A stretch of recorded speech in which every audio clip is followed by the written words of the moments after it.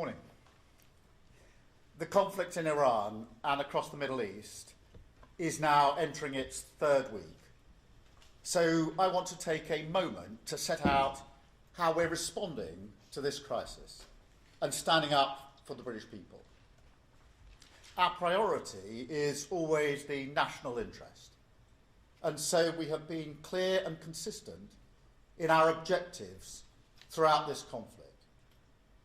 First, we will protect our people in the region. Second, while taking the necessary action to defend ourselves and our allies, we will not be drawn into the wider war. And third, we will keep working towards a swift resolution that brings security and stability back to the region and stops the Iranian threat to its neighbours. I want to see an end to this war as quickly as possible, because the longer it goes on, the more dangerous the situation becomes, and the worse it is for the cost of living back here at home. Now, in recent days, I've visited community centres in England and Northern Ireland, and I know people are really worried about what this means for them. And look, I grew up working class in the 1970s. I remember how it feels when you're struggling to make ends meet. It's a knot in your stomach every time the bills come through the door. And that's at the forefront of my mind in meeting this crisis. So in a moment, I'll set out what we're doing to help people with the cost of living. But let me first give you an update on what we're doing in the region. We continue to work around the clock to help our people in the Middle East. As of this morning, over 92,000 British nationals have returned to the UK on commercial and government charter flights. Now that work continues, including to support British citizens in Lebanon. Our armed forces are working 24/7 to protect British lives and British interests and support our Gulf partners. We have thousands of servicemen and women in Cyprus and across the region. 3 squadrons of fighter jets working alongside counter-drone teams to intercept Iranian attacks. They are protecting our people, our bases, and our allies night and day. And I pay tribute to all of them. We're also continuing our diplomatic response. The Foreign Secretary has been in the region in recent days. I'm in close contact with leaders from across the Gulf and Europe and beyond. I met Prime Minister Carney earlier this morning, and I'll be meeting President Zelensky soon, because it's vital that we continue to focus on supporting Ukraine. We cannot allow the war in the Gulf to turn into a windfall for Putin. Now, it's clear the US operation has massively weakened the military capability of the abhorrent regime in Iran. The question is, what comes next? When the fighting stops, we are going to need some sort of negotiated agreement to constrain the threat posed by Iran, to limit their ability to rebuild their nuclear program, to pose a ballistic missile threat and arm their proxy militias, and limit the threat that they can pose to international shipping, which is hitting global supplies of oil, of gas and fertiliser, which is pushing up prices here at home. Now, we've already acted alongside other countries to release emergency oil stocks at a level that is completely unprecedented. But ultimately, we have to reopen the Strait of Hormuz to ensure stability in the market. That is not a simple task. So we're working with all of our allies, including our European partners, to bring together a viable collective plan that can restore freedom of navigation in the region as quickly as possible and ease the economic impacts. Now, because of the decisions that we have taken, the British economy is better placed than it otherwise would have been to weather the storm. Since the election, we've built up our national resilience. We are delivering the biggest uplift in defence spending since the Cold War. We're investing in clean British power to boost our energy security and protect people working from volatile fossil fuel markets. And because we have brought stability back to our public finances, stability that I will never put at risk, we are in a better position today than we were at the start of the Ukraine war 4 years ago. Now, back then, inflation was 5% and rising. We brought it down to 3% today. And this isn't just about dry economics. It's about values. We built this resilience for a reason, to give us the space to act, to support working people, and shelter our country from the shocks, the volatility that is buffeting our world. And we are acting. So this morning I want to set out 5 steps that we're taking to tackle the cost of living. First, we have capped energy bills until the end of June, saving the average household £117. Now that's in addition to the Warm Homes discount of £150 for the most vulnerable in society. No matter what happens now in energy markets, in 3 weeks' time, your energy bills will be cut and then capped for the next 3 months. And I can announce today that we're giving a legal direction to the energy companies to ensure that every penny of the savings that we delivered through last year's budget is passed directly onto customers to keep bills as low as possible. Second, we have extended the cut in fuel duty until September. And we've introduced the cheap fuel finder, forcing petrol stations to publish their live prices to make it easier for drivers to choose the lowest price.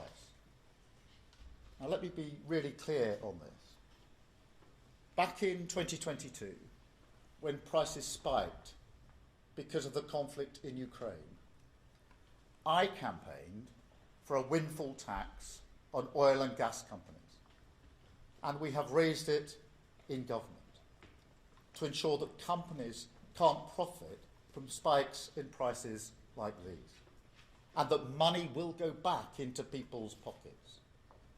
I simply will not allow companies to make huge profits from the hardship of working people.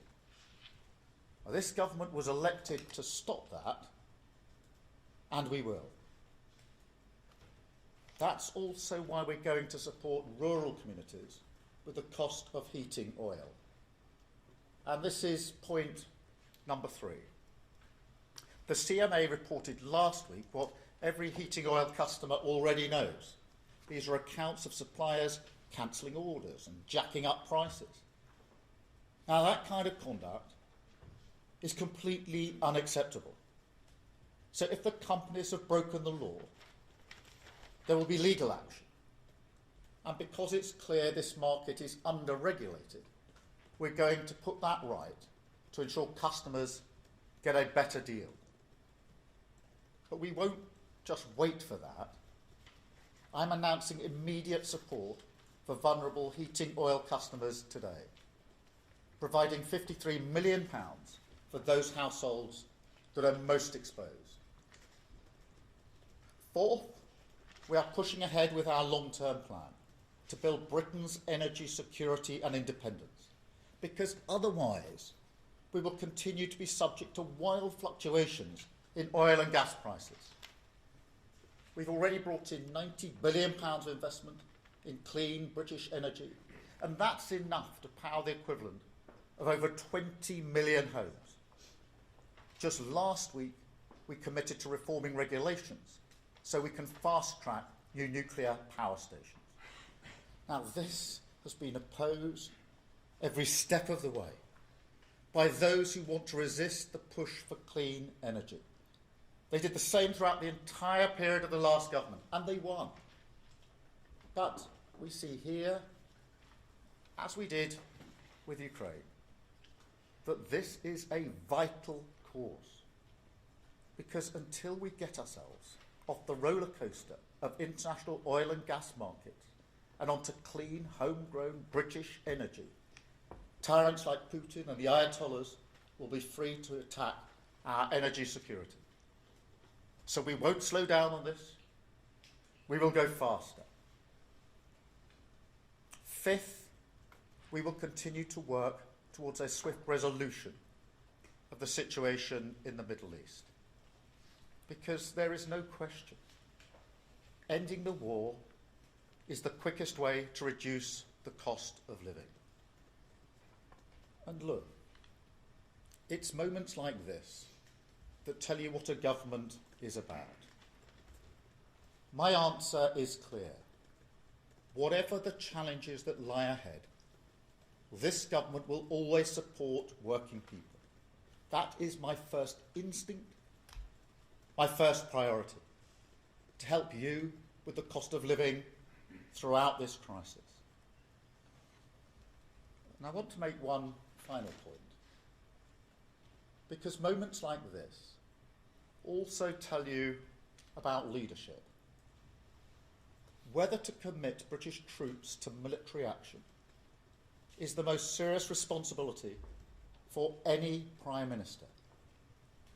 I have been attacked by some for my decision not to join the offensive against Iran.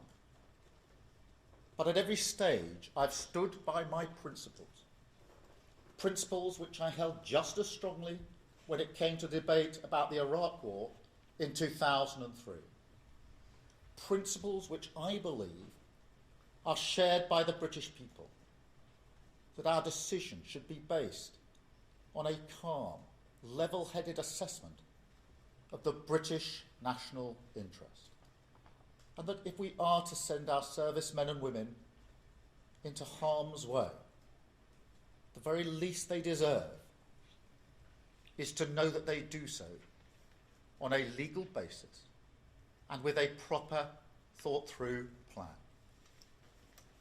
Now, there are others who would have made a different decision 2 weeks ago.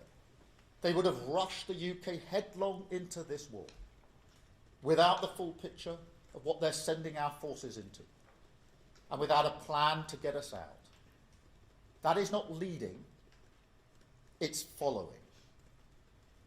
My leadership is about standing firm for the British interest, no matter the pressure.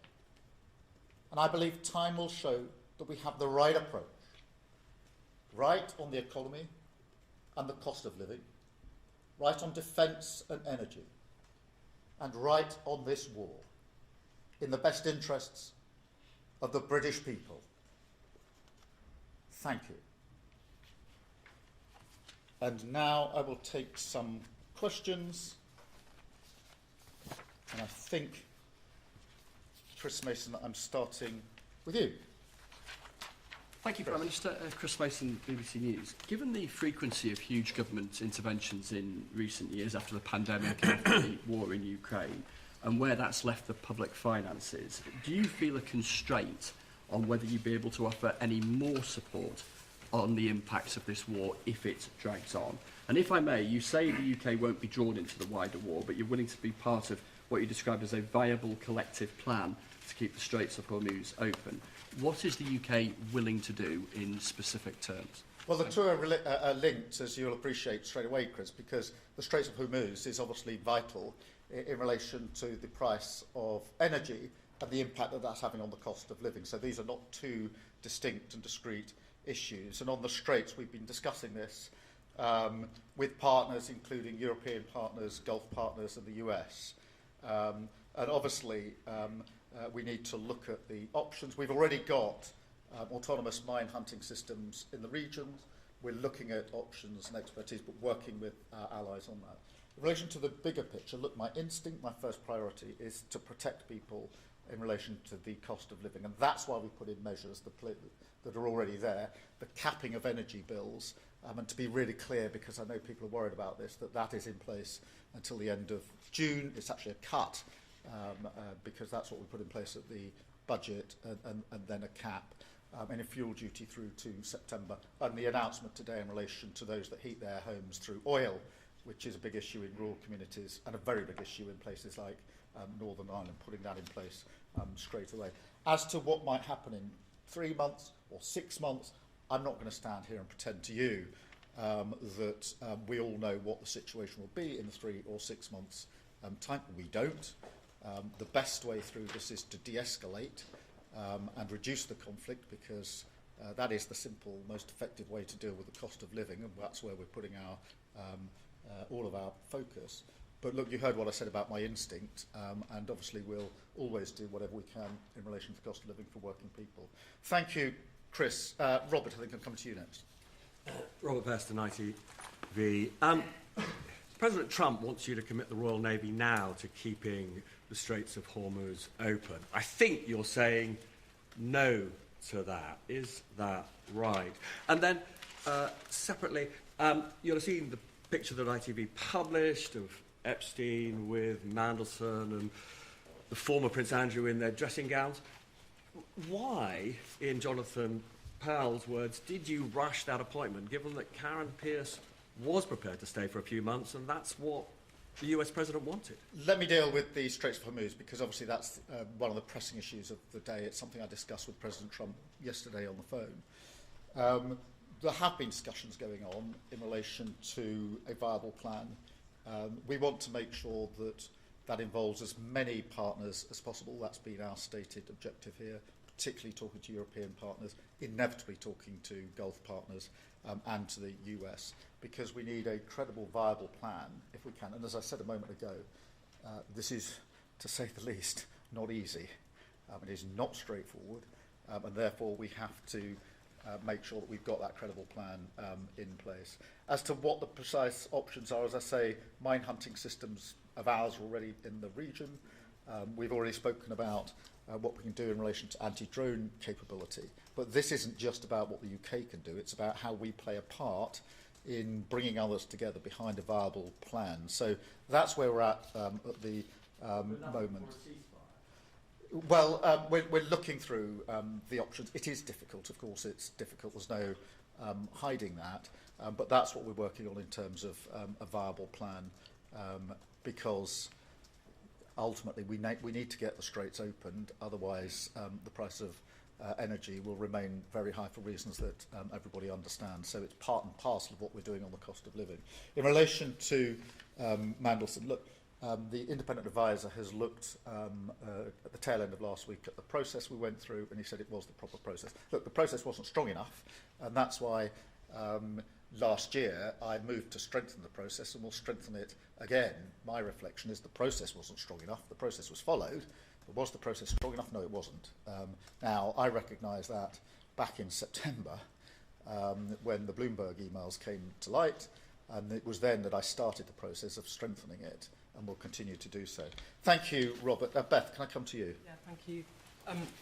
Beth Rigby, Sky News. Prime Minister, people are worried sick at the prospect of their energy bills going up by £300 or more after June. The Conservative government back in 2022 capped bills for all households through an energy price cap. It cost about £40 billion. You're not going to do this, are you? Can you just level with people that wealthier households are going to have to suck some of this up?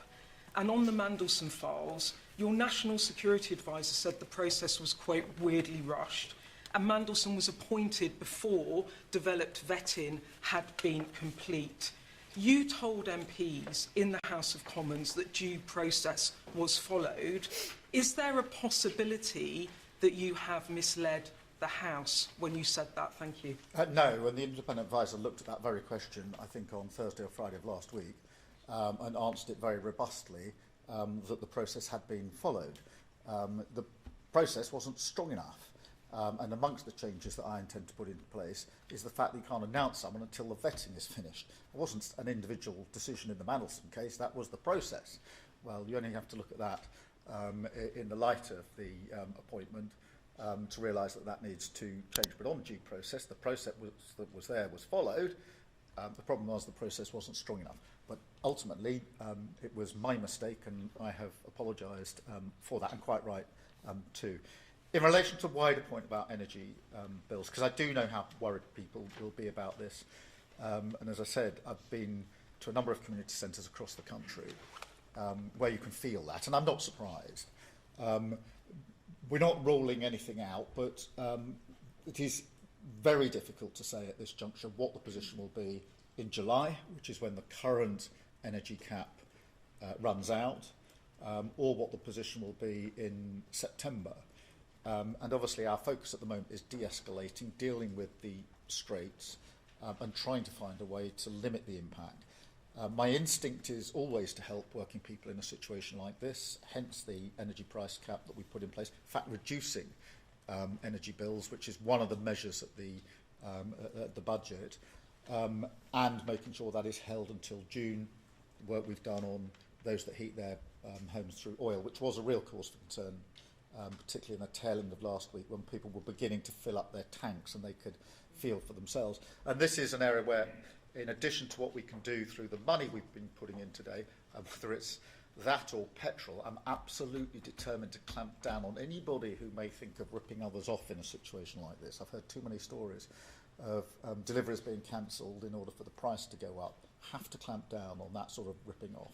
But I'm not going to say to you now, because so much is unknown, what we might do in July. We are going to have to do what we can do now to de-escalate, keep this all under review.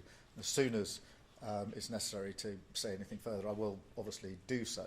But it's simply not sensible to say that in a number of months' time, not knowing what the situation will be, that the following will be ruled in or ruled out. So that's the approach that we're taking. Thank you, Beth. Can I go to Andy at Channel 5? Thank you, Prime Minister. Andy Bell, 5 News. So initially you said no to the President when he wanted to use UK bases for the first wave. It feels like now you're saying no again to sending certainly any kind of shipping to open up the Gulf. Are you basically saying to him, there is no military way of opening up the Straits of Hormuz, we have to go for de-escalation? And presumably you must be getting worried now that your relationship with the President is getting pretty frayed. Well, just to go through this in order, I said no to get involved in the initial offensive action and getting drawn into the war. And I stand by that decision. As I said a moment ago, many people criticised me heavily for that decision and indicated that they would have rushed into the war, only, in my view, for them to backpedal a week or two later when they saw the consequences of what action they would have taken had they been Prime Minister. In relation to the defensive action, whether it's what we're doing in the region, have been doing since the few hours after the conflict started, or whether it's the use of our bases, that is in collective self-defence of our people in the region and our bases. The Strait of Hormuz is then a separate discussion, and it is a discussion. We're not at a point of decisions yet, and I want to really stress that. It is obviously a difficult question, that goes without saying, in relation to how you safeguard maritime traffic through the straits. Everybody knows the geography and the risks.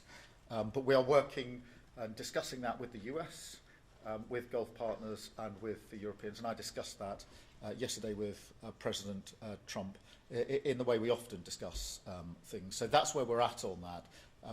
There are no decisions having been made. It'll have to be something which is agreed by as many partners as possible, is my strong view.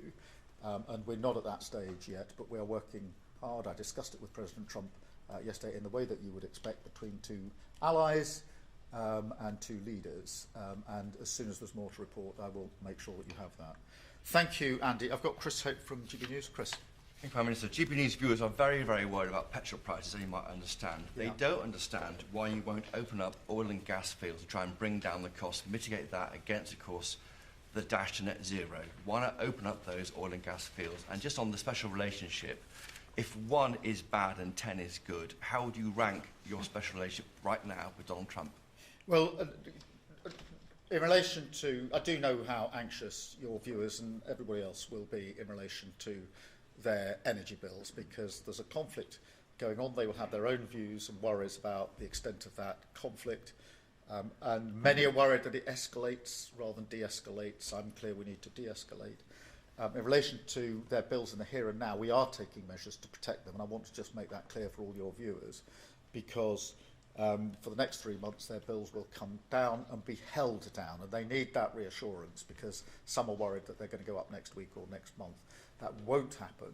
Obviously we'll have to keep under review what happens elsewhere. If they're oil-based, and some of your viewers will be, the announcement I've made today is to give them help with that, because already their bills are going up and they're not within, or they wouldn't otherwise be within the scheme. On oil and gas in the North Sea, obviously that's going to be part of the mix for many years to come, so there's no difference of position there. We did make progress on what's called tiebacks.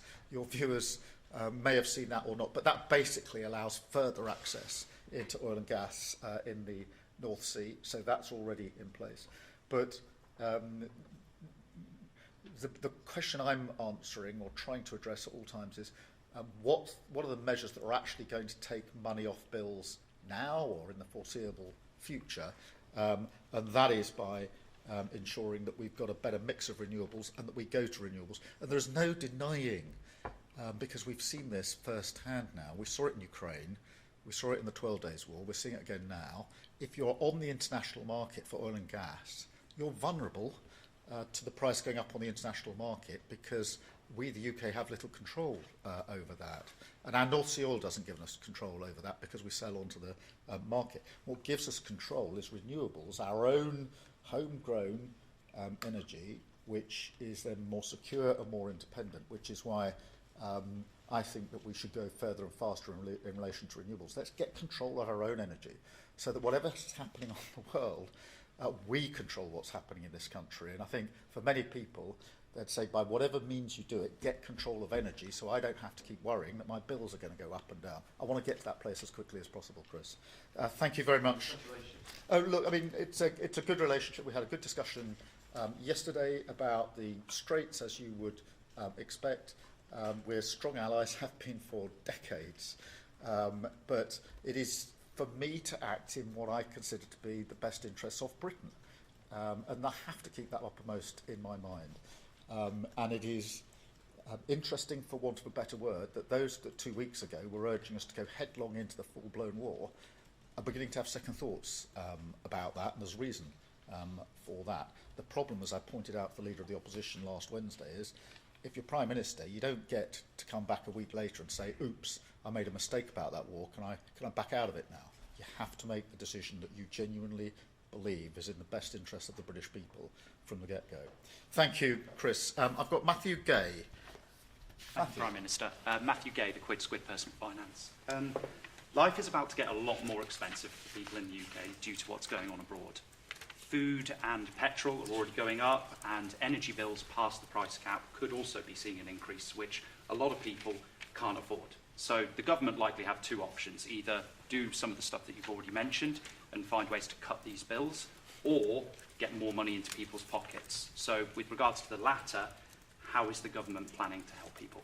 Yeah, well, thank you very much. And both are really important, because we are taking measures to keep bills down, and that's why I can say that energy bills will be cut and capped for 3 months. At the same time, we need to make sure more money goes into people's pockets. That's why we've done a lot of work on things like the minimum pay, to make sure that goes up, as it will go up in April, so people have got more money in their pockets. It's very important that we point out that wages are going up higher under this government than they went up under the first 10 years of the last government, because it will be a question of, for most people, how much am I getting in on a monthly basis, and can I meet the bills that I've got to pay on a monthly basis? And just to be clear, because I do think this is important, when I was growing up, we didn't have enough money in my house to pay our bills. So I know what that feels like, to be around the kitchen table really worried. And I do genuinely know that there are many people across the country who are having those conversations today, who are really worried about it. And that's why it's important that I reiterate that my instinct, my first priority, is to do whatever we can to protect them, whether that's cutting or holding bills, or whether it's making sure they've got more money in their pocket in the first place. Thank you so much. I've got Jason Groves, Daily Mail. Jason. Thanks, Graham. Can I ask you a couple of questions about petrol? You've talked a bit about profiteering, but at the moment, obviously, the Treasury is getting a big windfall from VAT on petrol. Every 5p it goes up, they get another penny. Shouldn't you be giving that money back? And then secondly, Nick Butler, who you may know, used to work for Gordon Brown and BP, was out this morning saying we could be facing petrol rationing in a couple of months. What sort of preparations are you making for that? Well, on both those issues, I mean, on fuel duty, that is being held till September. And yeah, that's held till September. And I know people are urging me, what are you going to do after September? But that is 6 months away. There's obviously a lot of change that could happen in that period. And we need to keep the situation under review, and we will keep the situation under review. In relation to the supply of energy, obviously we're taking all necessary measures to make sure there is the right supply of energy. It's really important that we do so, and it will always be a mix of oil and gas and renewables. We're actually using more renewables now than we were in 2022, which is helping in relation to supply, but we'll keep that under constant review. Thank you, Jason. I've got Millie from The Independent. Thank you, Prime Minister. Millie Cook from The Independent. Pat McFadden this morning appeared to play down Trump's warning that the future of NATO would be very bad if we don't send warships to the Strait of Hormuz, describing it as rhetoric from the President. How concerned are you about the breakdown of the NATO alliance, and would you agree with Mr McFadden that Trump's threats are just rhetoric? Well, firstly, we are working with others to come up with a credible plan for the Straits of Hormuz to ensure that we can reopen shipping and passage through the strait. Let me be clear, that won't be, and it's never been envisaged to be, a NATO mission. That'll have to be an alliance of partners, which is why we're working with partners both in Europe, in the Gulf, and with the US. It's important that we continue that. It is not straightforward, and you can see that historically when there have been other conflicts that have affected the straits. But I do think that working with others, including the US, is the way to go forward. And I had a perfectly good discussion with President Trump about that yesterday. And of course, as you'd expect, I mean, we are talking to the US at all levels all of the time. Whether it's the US, whether it's Europe, whether it's Gulf partners, we are trying to pull together both partners and a plan in relation to the Straits. Thank you very much. And let me go to George Parker, FT. Thank you, Prime Minister. You said earlier that you simply won't allow companies to make huge profits from the hardship of working people. And you said that in the context of windfall taxes in the past. So I just wondered whether you were suggesting that if they carry on, as you see it, with this bad behaviour, a windfall tax or a higher windfall tax is a possibility. And secondly, taking you back to something you said right at the start, you said the longer this war goes on, the more dangerous it becomes. I just wondered if you could clarify what you mean by that and whether you feel the President shares your concerns. Well, in relation to a windfall tax, obviously there is a windfall tax in place, and we continued and extended that. And you can see in a circumstance like this why it's so important that we did so. That's the argument I made in 2022, and it's the argument I make now. Obviously, it is important that we work with the oil and gas sector, and that's why we've taken a number of measures, including the tieback provisions that we put in place just a few months ago. In relation to the broader words I used, look, the longer it goes on, the higher the risk of escalation, and the bigger the impact on the economy and energy prices, and hence on the cost of living for families across the country. And that is why, in addition to the self-defence actions that we're taking, in addition to the work and discussions that are going on in relation to the Straits of Hormuz, we do need to keep working for de-escalation. In the end, however it comes about, there is going to have to be a negotiated settlement of some sort. We mustn't lose sight of that. We must talk to our allies about that, and we do. Obviously, we had a G7 call last week. I spoke to the President over the weekend, but I'm clear in my mind that the longer it goes on, the more difficult it becomes, and therefore I'm doing everything I can to work to a resolution of this, but I'm not going to stand here and pretend to you that that is straightforward, that is easy, but we do what we do best, which is to work with our allies, whether that's the US, Europe, or the Gulf, and slightly further afield in the coalition willing, to bring about that end. Thank you all very much indeed. Thank you.